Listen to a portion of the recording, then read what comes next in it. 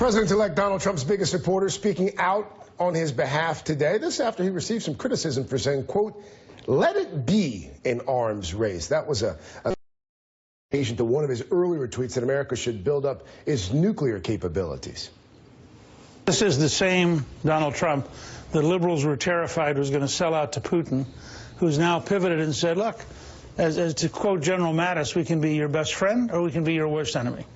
You want to make threatening speeches? Let me show you what a threatening speech looks like. And he does it in 140 characters. Some people calling Trump's recent tweets on a possible arms race a distraction from the real issues. One of those folks is California Democratic Congressman Eric Swalwell. Congressman, thanks for your time on this Monday holiday morning. So after Trump tweeted that the U.S. should build up its nuclear capabilities, you then tweeted that Trump is trying to distract from the Russian hacking with bizarre tweets. You want to clarify that, or do you? There's your tweet right there. But where real Donald Trump will keep trying to distract you with bizarre tweets. This is to make you forget about Russian hacking our democracy. You believe this is part of a coordinated campaign of sorts? Thanks for having me on, Craig. Good morning. And I'm alarmed, just like most of the men and women in armed services who serve our country so bravely, that Donald Trump wants to increase the nuclear weapons that the country has when we already have more than any other country. But I also see this as a pattern where when the heat gets hot, he wants to move the pot to a different burner. And we saw this a couple weeks ago when we were all talking about his conflicts of interest, and then he puts out a bizarre flag-burning tweet and tries to divert us. And I'm concerned about his thoughts on nuclear weapons, but I also believe that a real issue that needs to be addressed, and Donald Trump is uncomfortable talking about it, is Russia's role in interfering with our election. And that 17 intelligence agencies have concluded that Russia did in fact do this, and despite that overwhelming evidence, Donald Trump dismisses it and insults our intelligence communities and says that they're politicizing it. So I do see a pattern of behavior here. A few weeks ago, you and Congressman Elijah Cummings, I believe, you both called for this bipartisan commission. You introduced some legislation to investigate Russia's role in our election. At the time, you said that you hoped some Republicans would join that effort. Has that happened?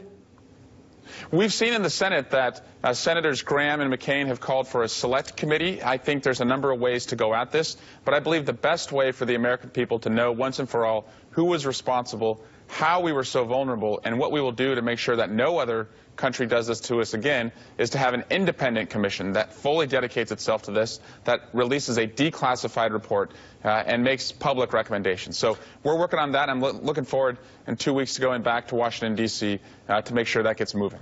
Let's turn now to your recent trip to South Korea and Japan. Why did you decide to join the House Intelligence Committee on that trip? Well, I led that trip, and I went there because, recently their president in South Korea was impeached, and she's awaiting a constitutional court to rule on that. But I also value the friendship that we have with the South Koreans, and we have thousands of U.S. troops there to protect South Korea from North Korea's nuclear weapons ambitions, and also to protect the United States from North Korea's nuclear weapons ambitions.